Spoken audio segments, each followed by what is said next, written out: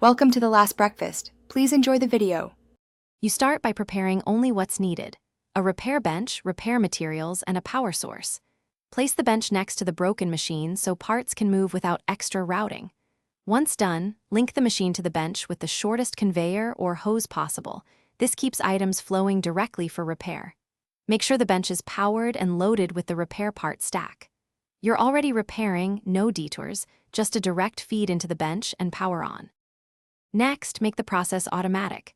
Switch the bench to accept mode and enable any auto repair toggle so it pulls incoming parts. Then place a simple sorter or gate before the bench to prioritize damaged parts. This prevents raw ore or junk from jamming repairs. Once in place, lock the repair material supply by keeping a small reserve, for example 5 units, so the bench never runs dry. Make sure your power source runs continuously. Interruptions are the main reason auto repair stalls. To finish, route the bench output to a chest or back to the machine if you need immediate reuse using a return conveyor. Once running, monitor 3 things: power continuity, repair material stock, and conveyor blockages. Those cause almost all failures.